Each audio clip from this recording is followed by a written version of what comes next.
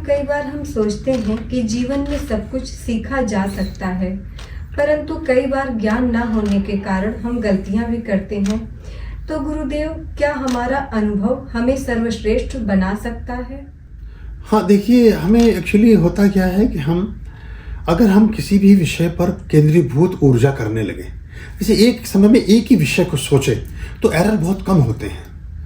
हमारे साथ एक ऐसी परसेप्शन है, ऐसी हमारी परवरिश होती है कि जब आप दफ्तर में बैठे हैं तो घर की कुछ काम कर रहे होते हैं, जब घर में बैठे हैं तो ऑफिस का कोई काम कर रहे होते हैं, जब कोई तीसरी जगह पर होते हैं तो घर और ऑफिस दोनों को काम कर रहे होते हैं, जब कहीं और जा रहे होते हैं तो घर के लिए सब्जी का ऑर्डर भी मोबाइल से कर रहे हैं, लेकिन बैठे आप मीटिंग में हैं। तो जो वो मीटिंग में जो भी बात हो गई, फिर आपसे उन्होंने पूछा, अच्छा आपने बात समझी? आपने कहा हाँ, लेकिन समझा तो आपने कुछ भी नहीं। उस समय मतलब लिस्ट बना रहे थे कि आज सब्जी वाले को क्या ऑर्डर करना।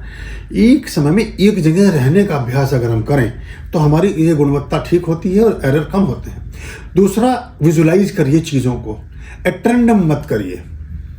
चाहे पहले से सोचिए किसी चीज़ के बारे में कि कल हमें किन किन चीज़ों की आवश्यकता होगी।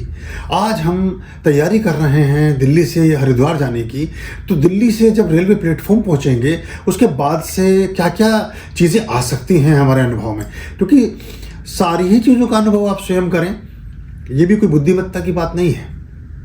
बुद्धिमान आदमी वो है जो दूसरे के अनुभवों से अनुभव लेता है। ऐसे तो आपकी उम्र इसी में निकल जाएगी।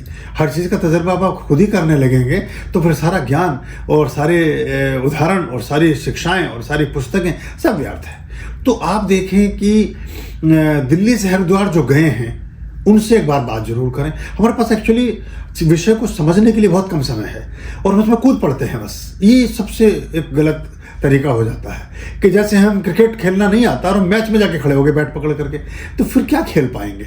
और तो ऐसे हमें ऐसा नहीं, पहले किसी भी विषय के बारे में जब तक आपका एक सुनिश्चित अभ्यास ना हो, या तो आप समग्र, और इससे एक और लाभ होता जाता है, जब भी जितनी बार एक विषय विशेष पर आप अपनी ऊर्जा का केंद्रीकरण करते हैं तो धीरे धीरे वो समस्त विषय आपके अनुभव का हिस्सा होते जाते हैं।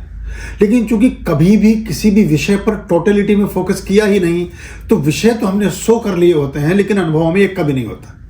तो अनुभव की बात और ज्ञान की बात जो आपने पूछी, उसके संदर्भ में मेरा ये उत्तर है कि जब आप किसी भी बात को टोटलिटी में जीना शुरू करेंगे तभी वो अनुभव का हिस्सा बन पाएगी। लेकिन अगर आप वहाँ हैं और वहाँ नहीं हैं तो अनुभव हुआ भी और नहीं भी।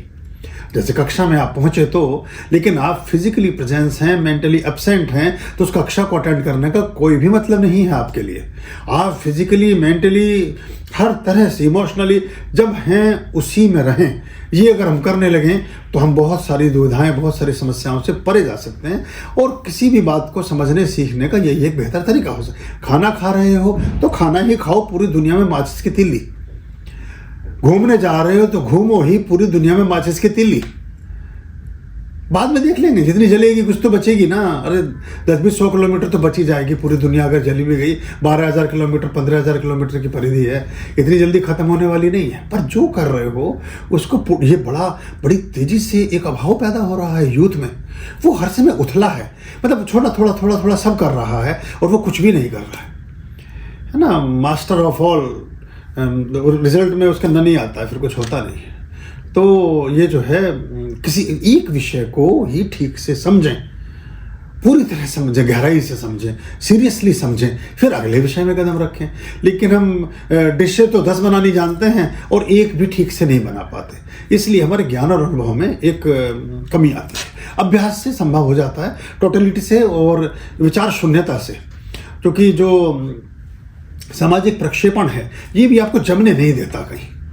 अगर आप सबके लिए गुलाब के फूलों की क्यारी हो नहीं सकती, जो गुलाब के फूलों की क्यारी में बैठा है उसे कोई बैठने नहीं देना चाहता, तो वो वहाँ बैठा जरूर है लेकिन उसे एक मिनट में फ़ोन, मैसेज, ये वो तो वहाँ बेचारे परेशान हैं ही, उसे परेशान कर रहे हैं। तो ऐसे माध्यमों को बंद करके, स्विच ऑफ करके अपनी जेब में डाल लीजिए जो आपको डिस्टर्ब करते हैं। जब फूलों की क्यारी से बाहर निकलो तब उसे ऑन करना, उससे पहले उसे छुओ ही नहीं।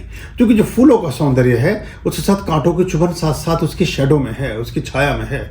कोई भी दुनिया का सुख, आनंद, परम सत्ता, परम वैभव आप पूर्ण निश्चिंतता से नहीं जी सकते हैं। हिमालय पे बैठे हुए जो ऋषि मुनि परमात्मा का ध्यान और संधान कर रहे हैं, उनकी व्यवधान करने वाले भी बहुत हैं। शांतिपूर्वक कोई बेचारा स्नान करने गया है महाकुंभ में, वहाँ भी बहुत लोग हैं किसी न किसी प्रकार की दिक्कत पैदा करने वाले। तो ये इसको समझेंगे तो ठीक होगा।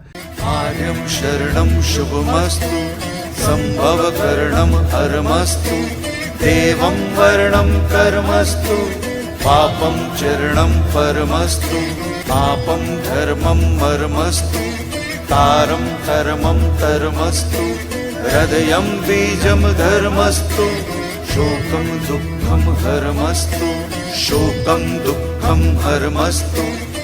आर्यं शरणं शुभमस्तु, संभवकरणं हरमस्तु, देवं वर्णं कर्मस्तु, पापं चरणं परमस्तु, पापं धर्मं मर्मस्तु, तारं कर्मं धर्मस्तु, हृदयं बीजं धर्मस्तु, शोकं दुःखं हरमस्तु, शोकं दुःखं हरमस्तु, पापं धर्मं मर्मस्तु, तारं कर्मं धर्मस्तु, हृदयं बीजं धर्मस्तु, शोकं दुःखं हरमस्तु, शोकं दुःखं हरमस्तु, शोकं दुःखं हरमस्तु।